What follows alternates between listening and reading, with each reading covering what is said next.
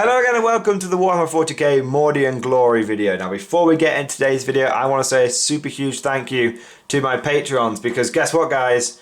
That's right, we have gone hands-free. I have bought a tripod for my video camera, so this is the first time I'm going to be using it. I'm still getting used to how it works and the filming and everything. I think I've got it set up in a good position here. I want to say thank you to my Patreons. I use my Patreon money to buy this thing. It's going to give me a really stable platform. I can use this now for doing sort of Patreon giveaway. I can have a much more stable platform when I'm recording the random number generator.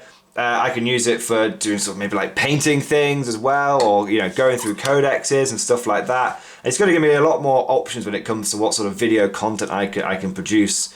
I think it's going to be quite good for filming battle reports as well. I can get it set up. I can zoom in on sort of different areas on the battlefield, for example. It provides a much more stable platform for doing that. So yeah, just thank you Patreon supporters. You guys are absolutely awesome. Without you, this channel would be nowhere near what it is today, and it's thanks to you guys and your generosity that this channel can go from strength to strength, and I can improve my quality of my videos and try different things out as well. So today guys, as you may have noticed, we're going to be doing some Genestealer Cult stuff. Now I'm not going to go through right now the Genestealer Cult Codex. We will be doing that at some point, but there's already a few videos out there, to be honest, of people previewing this codex. If you want to have a look at a good one, I recommend Striking Scorpion 82. He went through really good unit by unit, the points and everything, so that's a really good one to go and check out. But he's not a Genestealer Cult player, so he can only make so many assumptions. So one thing I want to do is, when I've had a few test games with this, we can go through page by page, unit by unit, and really review them. And I can do a similar thing with the Imperial Guard Codex, and I can do a similar thing with like my Black Templars and stuff like that. So and it's so much better being able to go through this rather than using photographs. I can go through it literally unit by unit, and I can show you these things, and I can bring it close to you guys. You can get a good look at the stats and stuff, and I can talk you through tactics for each unit. So yeah, but we are going to be doing some Genestealer Cult stuff today, but we're not going to be doing that. We're going to have a few test games first. What we're going to be doing, guys, is actually taking a look, and this is going to be new for me as well. We are going to be taking a look at the Phase 1 release of the Genestealer Cult models, and we're going to be doing unboxing of each unit that you get. So we're going to be looking at the different characters, we're going to be looking at the Atalan Jackals, we're going to be taking a look at all the Wave 1 releases for Genestealer Cult, and then next week when Wave 2 drops, we'll go through that as well, depending on how many models there are. So there you go guys, without further ado, let's get into it. So here we go. Now before we start this video, before I get thirsty, I'm going to pour myself a nice big glass of Iron Brew. See, this is the kind of stuff that I can show you, right? Look, you're already seeing the advantage of the tripod. I'm totally doing this because I would love Iron Brew to come and sponsor me, Come on Iron Brew. I've talked about your drink enough times. People have physically bought this and imported it into other countries because of what I said. Come on Iron Brew, sponsor me. Come on viewers, supporters. Go and spam Iron Brew and tell them you need to come and support the Mordian Glory YouTube channel. Nectar from the Emperor himself. Both the 4-armed and the 2-armed variety. Now, let's take a look at some of the things that I got. So I got a big old goodie bag of stuff. We're going to go through, we'll start with some of the simple stuff. For example, let's take a look at some data cards. Now obviously guys, I'm using a Stanley knife here, so just be careful if you're using one yourself, because it is very easy to cut yourself with one of these things. Let's just do a gentle cut there, and there we go. Just the kind of thing you have to say, gotta make sure that safety first, guys. So there we go. So pretty standard. See if we can get a good look at these. Still getting used to using this thing. So yeah, it's pretty standard. You've got your psychic powers first. Massive smite. So it's quite nice that they include smite. I mean, everyone gets it, but it's still quite nice, and it's good. All the powers as per usual. In case you guys are unfamiliar with this, all the powers have the warp charge value there. So it makes it a little easier to keep track. Full description, absolutely everything. There we go. So Smite, Mass Hypnosis, Mind Control, Psionic Blast, which is one I'm actually really interested in using. I'm tempted, guys. I'm not sure how I'm going to do it, but to have some sort of absolute sort of psycho spam by the Magus or something, who can just smash out the Smite and the Psionic Blast every turn. Not sure how I'm going to work it out. I think Magus is mainly be able to cast one power without familiar. Mental Onslaught. We're not going to go through all of these. Then you have your stratagem. So it starts off with all the ones that are in the big book, and then you start getting onto your other ones. So there you go. These are all pretty nice. Take a look at the picture on the back. Oh, that is cool. That is so cool. Take a look at that, guys. I was not expecting that at all. It's like a Magus's face with a Patriarch's like back of head, and Genestealer Claw. That is pretty cool. And then you have all your stratagems. I think you start off with the normal ones first, and then later on you get into the more specific one. So there you go. That's a Triple Helix one. That's a Pauper Prince's one. There you go. Now you do have to. It just says stratagem here. I think it's a bit different to the Imperial Guard ones, and you have to actually read to see it affects Triple Helix. So just be aware of that, guys. So there you go. Then you have your tactical objectives. Let's have a look at some of these. Let's have a look at some of these tactical objectives. Actually, that'll be quite interesting. Lay low the oppressor. Score 1 victory point if an enemy character model was destroyed by Genestealer Cult or Brood Brother units from your army during this turn. So that's like an additional assassinate. That's pretty cool. Spread panic and fear. Score 1 victory point if enemy units were failed morale test during the turn. Do you think I'm going to keep? Are these specific Genestealer Cult ones? Let's take a look. Put that one there. Spring the trap. Score 1 victory point if any units from your army with the Cult ambush ability were set up on the battlefield. As a result, as reinforced for this turn, score D3 victory points instead of any enemy units were also destroyed by such units. So if you Cult ambush, if you get this card and you Cult ambush, boom, you just get a victory point. If you manage to kill something with one of your underground Cult ambush units, not even underground, battlefield as reinforcements. Yeah, no, it is. So if they pop up underground and you kill something, you get D3. That's pretty good. That's pretty easy.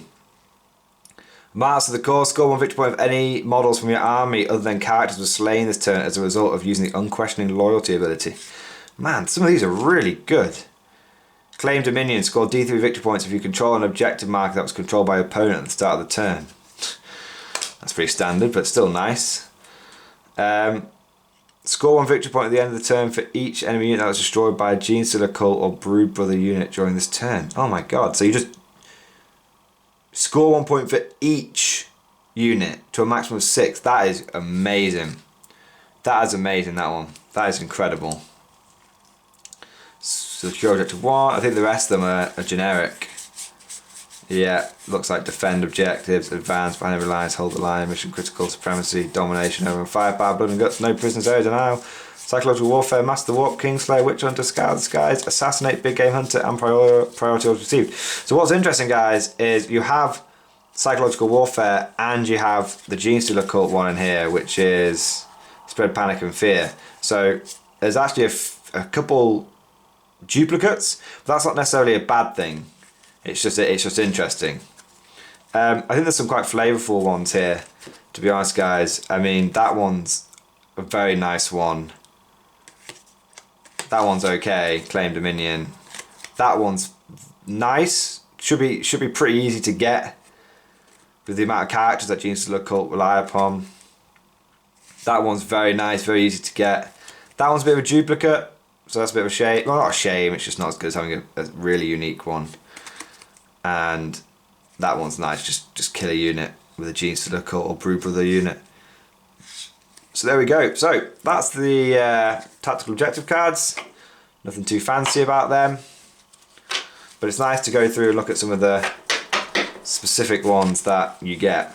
So there's a couple of overlaps, but that's not always a bad thing, because the ones that overlap seem to be like quite easy ones for you to score. Make sure I'm just doing this correctly.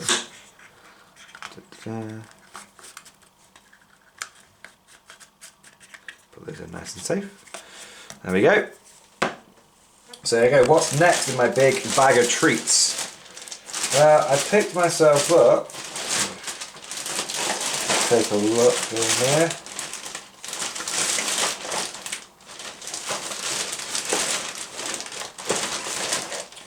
There we go. I'm trying to find the second pack. Picked myself up 2 packs of Genestealer Cult dice because I figured with the amount of shots that you can potentially get from your cultists, I mean, we'll go into this tactic. We're going to go into this tactic. Hopefully it will survive the 2-week FAQ.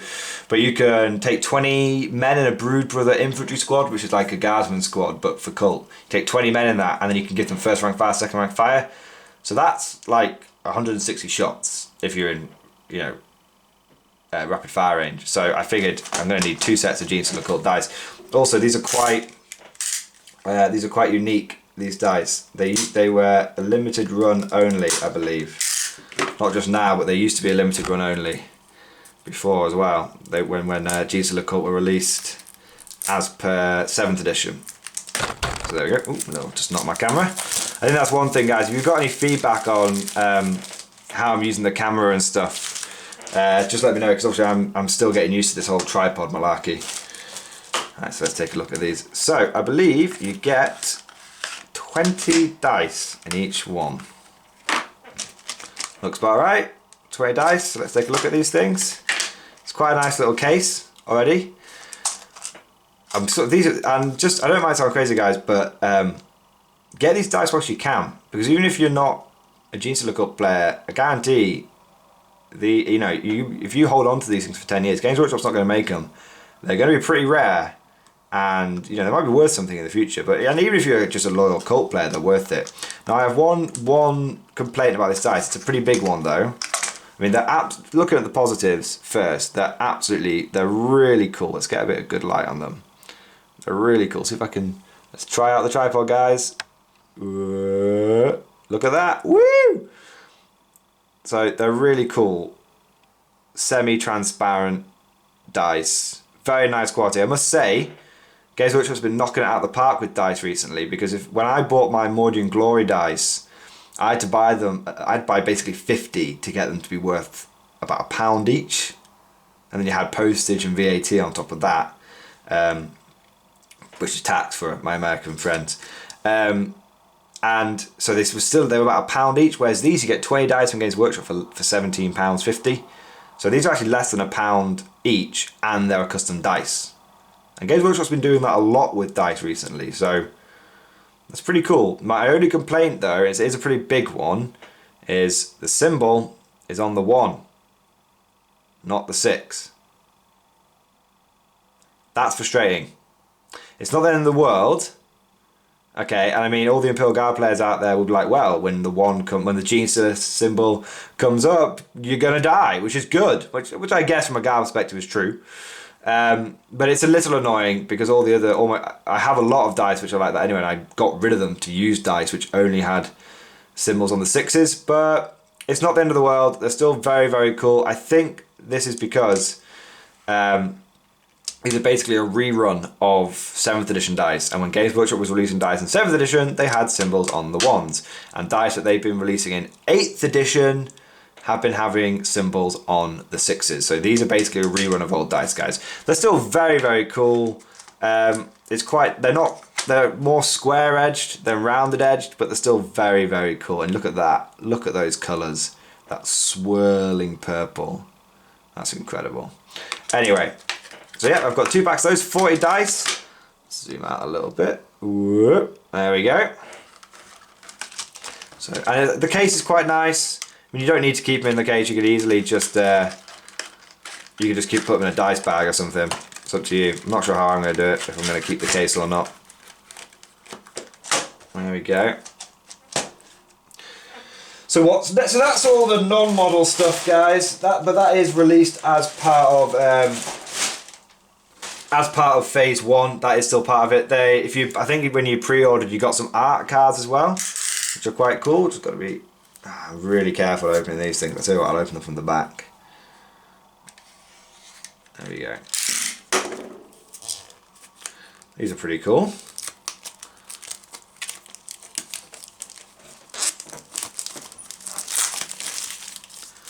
So let's see what you get. Standard front of Codex one.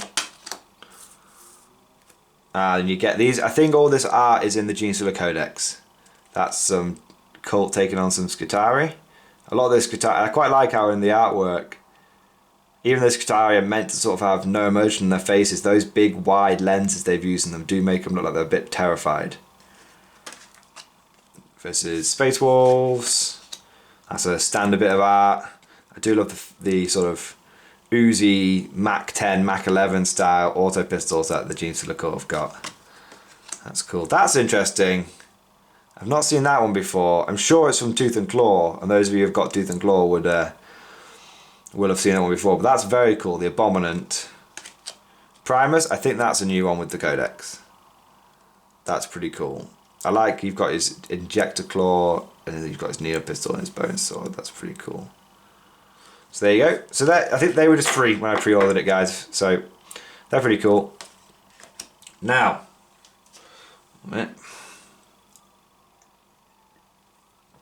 so let's take a look. What's the first thing we're going to pull out? The Locus. There you go. Take a look at the back. I might actually zoom in again, guys, so that so the light doesn't reflect on it as much. There we go. So it's a single sprue character.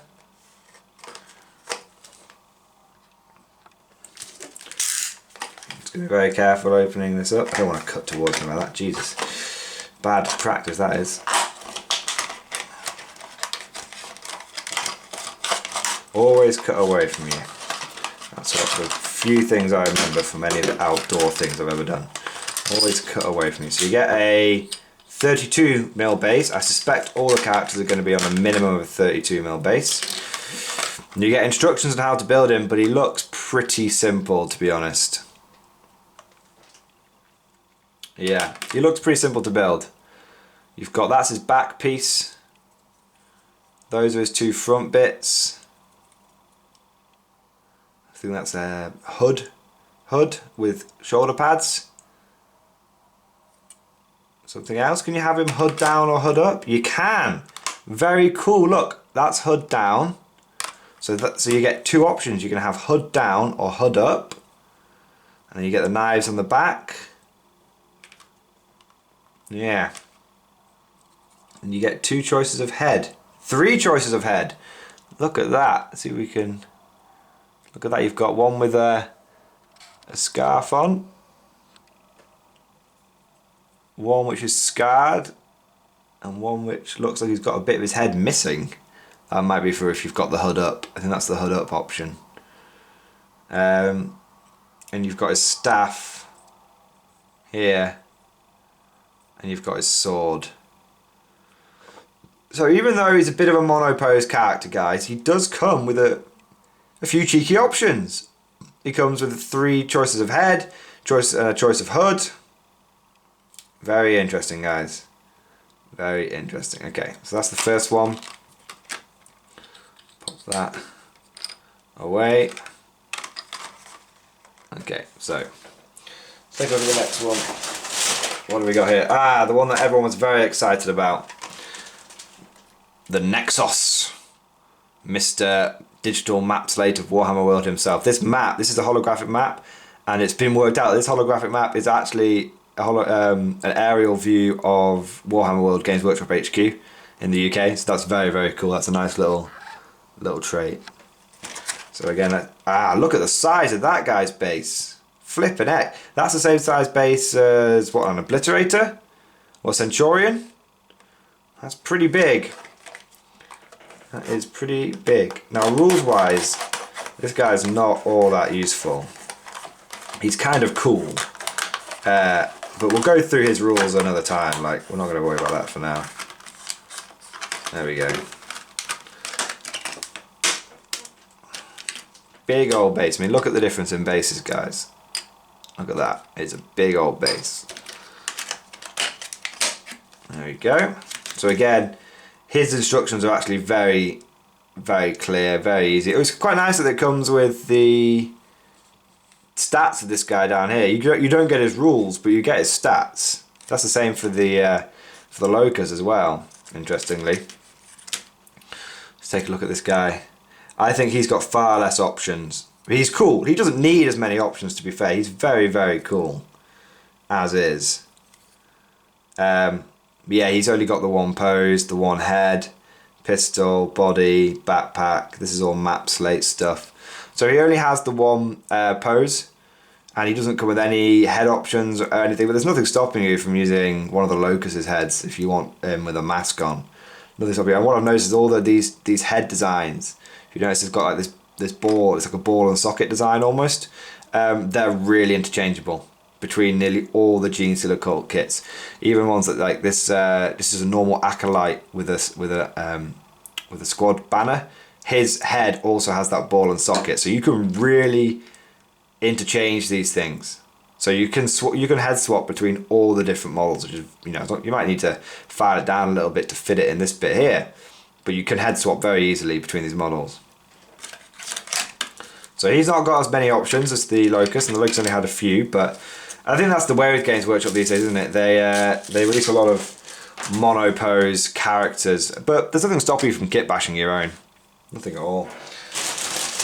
Oh wow, there's loads of characters in there. I did not realize how many characters you got. I just went into Games Workshop and said, I would like to pre-order one of each, please. Oh, that's it appears I've been given an additional Nexus. That's pretty cool. There we go. I'm gonna have to make sure I've not missed out on another character because of that, but we'll come back to that one. Magus. There we go. Da-da-da. Female Magus. People are very excited about this one. She looks like she might have an option or two. Let's take a look.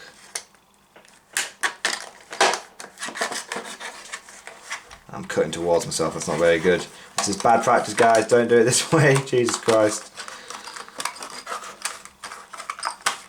There we go, before I cut myself. So it comes with the normal size 32mm base. Let's take a look at the parts. So she actually doesn't come with any instructions if you look, but she comes with a painting guide instead, which is interesting. Quite nice. She comes with some stiletto boots, but the boots don't have the same clasps as the Neophyte Hybrid does. Comes with a knife. I think you get oh no, I don't think you get any options for heads. Ah no, so you only get one head, which is this one, but in her hand you can choose whether you want her hand to be holding this skull. Take a look, that's a hand on a skull, or you can have the hand can have a knife in it. Like, considering the cultist knife is a free upgrade and gives the Magus an extra attack, I don't see why I'd ever take the one with the skull. But who am I to say? So if you have a look here, guys, look, knife, skull. The rest of it seems pretty monopose though, but that's pretty cool. Put that one to one side. Put it back inside so I don't lose the base. Guarantee I'm going to lose the base. Can't believe I got sent 2 Nexuses, that's kind of interesting. I wonder if I was meant to have been sent 2 Nexuses. I think... Oh, that's a shame. I've been sent an additional Nexus and I didn't receive my assassin guy. Oh well, that's not a problem. We'll have to do an unboxing video of him later. Just check on my Games Workshop manifesto. Yeah, see, no, just cover up the personal information there. Look, I was meant to receive a Sanctus and I've received 2 Nexus. That's not a problem. I might even have time today to go back and look at that, get that Sanctus model. But we'll take a look at the Clamorous, which is also a very good model. I actually was really looking forward to doing the Sanctus as well, which is a bit of a shame. But these things happen, I suppose. If I don't do him today, I'll just do him alongside the Phase 2 unboxing. Be very careful with how I'm doing this. There we go. So, put my blade away. So this guy doesn't seem to come with a whole lot of options. A couple of head swaps. standard 32mm base. All the characters on 32mm bases, guys. You know, there's the front of the model. There's the back of the model. Legs. He seems to be stood on a book. Apparently he's stood on a book. And then you've got the loudspeaker. I tell you what, I like that head more. That head is very cool. That one's alright. That one is very, very cool. If I didn't use that for the Clamavus, I would definitely use it on another model. Yes, for sure. And you see how again it's got the ball and socket design, so if you wanted to, you could put this head on your Locus. That would be absolutely fantastic. So yeah, pretty standard, guys. Again, this one's a bit more. So it seems like the Locus is actually the one that has the most options, with just a couple of additional head swaps. And the last character. So they're all the blister packs. These old style packs are, you know, blister packs. That's what they used to be called. I don't know if they still are.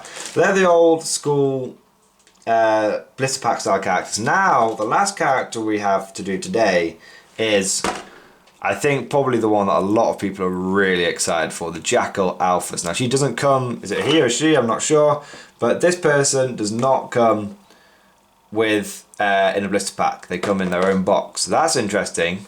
Maybe because it's their biker. Let's take a look.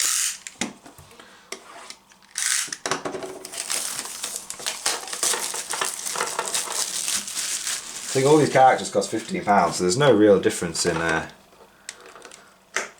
No real difference there. Oh, that's kind of cool. I already like that. And look at this, it's like a little tray. Oh, other way. Like a little tray. Oh, that's very cool. I've never had one of these characters in a cardboard box before. I always get them in blister packs. So that's kind of cool.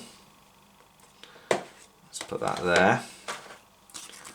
You get a whole booklet with this one. In different languages, I guess. I think they were very, very excited about releasing this Jackal Alphus, because it comes with a few. I think it's because it comes with a bit more to do on it. There's a lot more steps to this one. The others are just whack a few parts together, job done. This one's a bit more complicated with the bike. So you get one sprue and an interesting bike base. Now that is interesting. Now I'll tell you why. See if I can reach over here, guys. Ugh. There we go. Because if you look, it is not like a normal bike base. This is one of my R-Bites scout bikers. I'm sure my R-Bites are going to have their work cut out for them against this Genestealer Cult. But if you look, guys, that bike base is nothing like it. Now again, I don't know if I'm just behind on the times here, and these bike bases are now the standard, but I mean, when I first started, it was square ones of these, and then I consider these to be the newer, updated ones. Could be wrong, guys. Leave some comments down below. Let me know what you think. But I'm pretty sure that's an unusual bike base, bit of a unique one. Put you away, Mr. Arbite. Let's take a look. So, to be fair, it doesn't actually seem that complicated. It's one sprue. It seems pretty monopose. I don't think you get a lot of options. I think you have to build her with the sniper. The tyres are in two parts there. Is that two tyres? So have a look. Yeah, just two tyres. The tyres aren't in two parts. Each tyre is one bit. Okay. That's interesting. So it's pretty monopose, guys. It's pretty much how you see it in the picture is how she is going to look. Now I'll tell you what is interesting, guys. I really wish I had that Sanctus model now. The Sanctus comes with the option for a knife and a sniper rifle, and I greatly suspect that you could make a second Jackal Alphus very easily by simply taking a normal biker and using the Sanctus' sniper rifle and putting it on a normal biker, and then you'd have two Jackal Alphuses and they wouldn't both have the same pose. And I think realistically, guys, when I've been like doing, camera needs to focus, when I've been doing theory lists, I've got the distinct impression you're not really going to need more than two Jackal Alphuses. So there we go. Very cool though. We'll pop that back in there. So yeah, no, it looks like, you know, when you first opening it up, you think, oh man, this is going to be a complicated model. You might get like two sprues or anything. But no, it's pretty simple. Just a monopose character. There's plenty of conversion opportunities. I mean, you don't have to give her a sniper rifle. You can do what you want. I mean, if you want to turn her into a normal biker, you can do, but it's probably not cost efficient to do so. Anyway, there we go. Pop that away. Now, I think this is the one that most of you guys are most excited about because it has great potential for Rough Riders. Atalan Jackals. I got 2 boxes of these bad boys because I suspect I'm going to be enjoying them and I'm going to be needing them. As you can see from the cover, each box comes with 4 bikers and a quad bike. So that's very interesting. A wolf quad, I believe it's called. Let's take one of these away and open up the next one.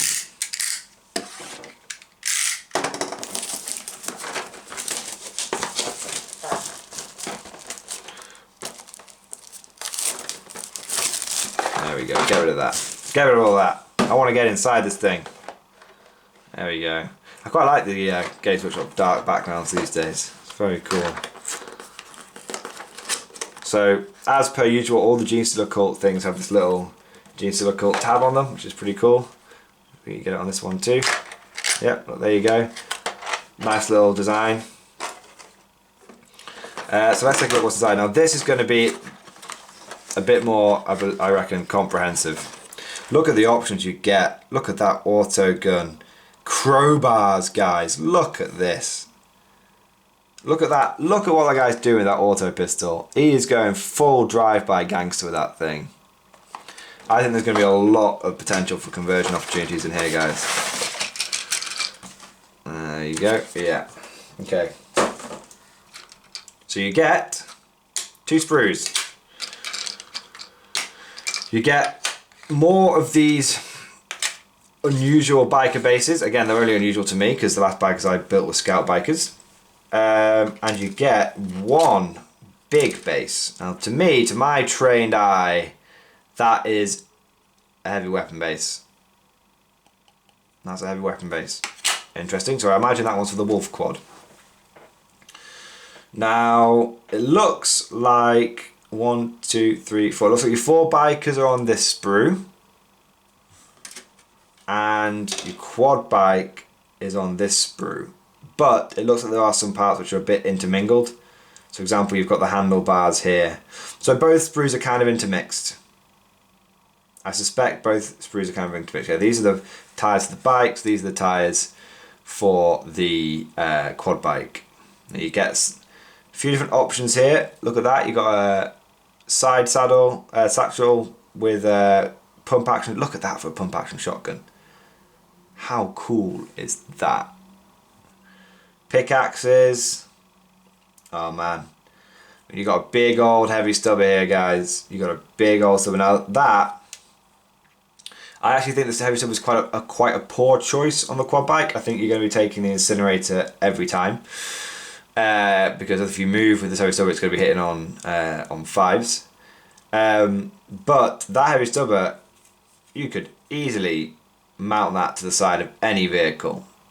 And what I've noticed is these heavy stubbers are quite a bit bigger than the regular Imperial Guard ones. I mean, just to give you a scale comparison, I'll just pull out the spare heavy stubber that I have here. There you go. I've got heavy stubbers for days, bro. Actually, they're about the same size in length. They're about the same size in length. It feels like the Genestealer Cult one is thicker, chunkier. So the same length, but the Genestealer Cult one is a bit chunkier. Whereas the Imperial Guard ones are pretty much a 50 cal Browning machine gun. These ones look a bit different. That barrel sort of reminds me of like maybe a 30 cal. I don't know my weapons that well, but that's what it reminds me of. Maybe a 30 cal machine gun. You see there's quite a few head options. 1, 2, 3, 4, 5 there. 6, 7, 8, 9 head options. You've got lots of options with goggles on and masks. And you've got a few if you don't want masks, which I think would be a bit silly if you're on a bike because you don't want flies going in your mouth. Well, the Genestealer Cult will probably enjoy the protein. So yeah, these parts aren't that interesting. It's the bike. You've got different side saddles you can use, different heads. You've got a wrench there, which is cool. You've got a lot of options here, guys. But this one I think has the more weapon options on it. So you get a grenade launcher in the set. I can't see more than one. You get a grenade launcher. You get a few auto pistols, so I can see one auto pistol here, one auto pistol up here, another auto pistol here. I reckon there's 4 of each option. Yep, another one here. So there's 4 auto pistols. Shotguns, there's one here, another one here. There's 2 shotguns. I'm trying to have a look. 1 shotgun, 2 shotguns. I would be surprised if they only gave you 2 shotguns, but that's what it looks like. Maybe there's only 2 shotguns. There's 1 auto gun. Is there any more shotguns on this bit? There's a shotgun in a case here, which you could use, but you might have to scrounge up a 4th shotgun. Incidentally, unless I'm just being thick and I can't see it. Who knows? So you've got 4 pistols, 3 shotguns, an auto gun, a single bolt pistol, which is cool. Again, it looks like that bolt pistol's been held like sideways, like that. Crowbar, axe, pickaxe, hammer. Loads of melee options, guys. Loads of melee. There's at least 4 or 5 different melee options here. Look at this. This guy's got like a limpet mine. That's pretty cool. Got the incinerator here. Very nice. So it looks like you get plenty of options to equip your guys. Bear in mind, I think most of the time you guys are going to have like one hand on the handlebar. So, I mean, I could be wrong. Could be a lot of guys popping wheelies and stuff with no hands. But it looks to me like you have the option to equip everyone with auto pistols, most people with shotguns, one guy with an auto rifle, which I suspect is the sergeant who gets that. And this thing's so cool. This auto pistol here, it's got like a folded out wire stock. That's so cool. So at the very least, everyone's gonna have. You can equip everyone with a close combat weapon, everyone with an auto pistol. You can equip most with shotguns. One guy can get a bolt pistol. One guy can get an auto gun up here. You're gonna have lots of spare parts. You're gonna have a lot of spare parts in this kit, which is not a bad thing at all. It's one thing that's great about the Genestealer Cult is they come with so many additional parts. So there you go, guys. That is pretty much all of Phase 1. The only thing that we're missing here is the Sanctus, which is a shame because Games Workshop have diddled me there. But apart from that, guys, that is it. So there you go. Should just take one look at the instruction booklet. But it's pretty straightforward. It's in different languages and stuff. Yeah, I mean, how I would build these guys, and we'll do a proper tactics thing on it, but how I would build these guys is you can take 2 options for each guy. And I suspect the most popular option is going to be demo charges and shotguns, with this guy having a flamer, an incinerator. But there you go, guys. So all Wave 1 models unboxed. We're going to get that Sanctus. We'll do him along with the Ridge Runner and a couple of other things, which are the Biophagus is coming out as well. I pre-ordered 2 Ridge Runners, guys, and a Biophagus. Ridge Runners are going to be about £27.50 each, so they're more expensive than a Sentinel and a Cameo. The Genestealer Cult models tend to be a bit more expensive than the Imperial Guard ones. So there you go, guys. But you know, they come with a lot of options, and the Imperial Guard one's a little out of date, and the Genestealer Cult ones are brand new. So I think that's how Games Workshop sort of justifying it. Whether you agree or not, put down in the comments, I suppose. But there you go, guys. What an absolute treasure trove of models. I mean, Games Workshop have really knocked out of the park there was a lot of models here available to Genestealer Cult. They've now got access to so much stuff, and it really does fully flesh out the army. The army was a sub-faction. The army was barely strong enough to stand on its own 2 feet. You could do it with 1 or 2 good builds, but that was it. Now, they've got fast attack, they've got heavy support, they've got lots of elites, they've got so many characters to choose from. So there you go. So guys, I know I said I actually didn't have the Sanctus model, and I didn't. So what I've actually done is I just checked with my local Games Workshop, and the manager was still there, and the store was still open.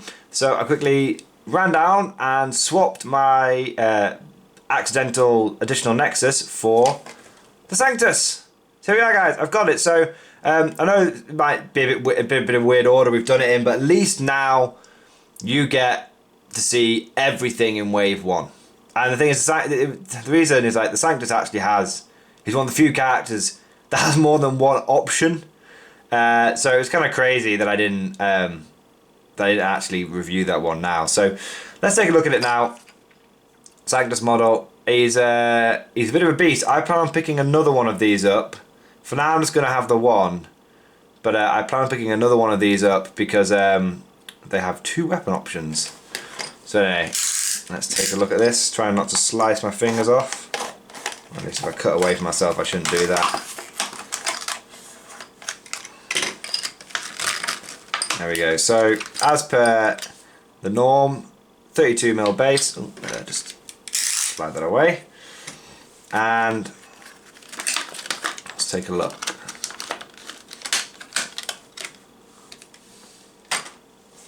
So let's take a look at this guy, see if we can zoom in a bit. Whoop.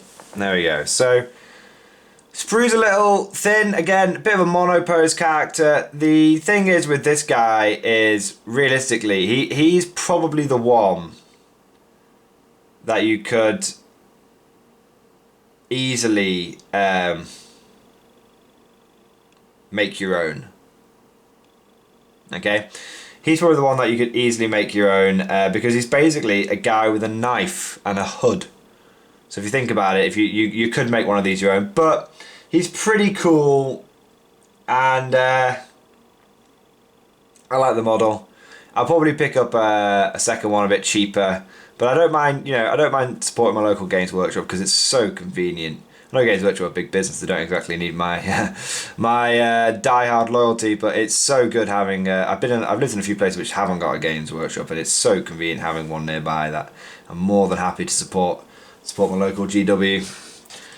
Now, taking a look at this is actually quite interesting. This guy seems to be on top of, is it an Imperial statue? Is it, do you reckon? It's difficult to tell. I'm not sure what this bit's for, you see. I think it's an Imperial statue. I thought he might actually be on top of like a decapitated guy. I mean, you could certainly paint that up. He's not on top of a statue. You could certainly, if you could paint that head, so it's like an actual person's head, and he's like just assassinated a space marine or something. You could do that. You could really, really do that for sure. That's kind of cool. In terms of equipment options, he comes with a knife, which is some sort of it's more than just a cultist knife, guys. It is a proper knife, and it comes with a sniper rifle. So this is what I was talking about before. And it'd be very easy.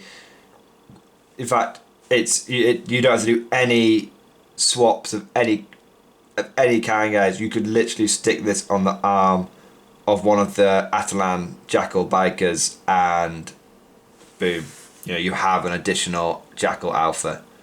That's how easy that would be. So bear that in mind. When you think about it, you could use an unhooded Locus and then use like the hood and a cool like assassin head here, and you could combine that with one of the Atalan Jackals with that sniper rifle from the Sanctus, and you've got yourself a very unique looking Jackal Alpha there. So it's kind of cool. These character parts are they are interchangeable. You know, if you want to, you can definitely interchange. Like if you want your, just trying to find a good example of this. If you want your Magus lady, you know, if you want her to have a head like this, you can do. It's very easy. You've got a lot of options with these characters. But there you go, guys. Don't want to labour over the point too much. Pretty cool.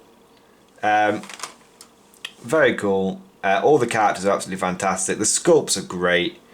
The models are simple yet incredibly detailed at the same time. Games Workshop, obviously it's a bit of a shame they're all mono pose, but that's the way Games Workshop seems to be going. And realistically, guys, you're not really going to have more than 1 or 2 of these in your army, so you wouldn't really notice it. And the last thing I'd say is Genestealer Cults are, along with Imperial Guard, probably one of the most customizable armies. I mean, you could easily make your own characters very, very quickly. So there you go, guys. Hope you guys have enjoyed this little bonus at the end, and I'll see you guys next time.